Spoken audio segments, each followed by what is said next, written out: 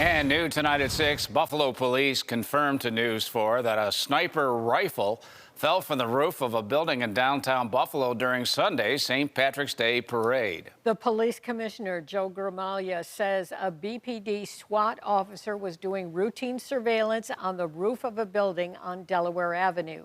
Gramaglia says a sniper rifle and its tripod fell onto the street below.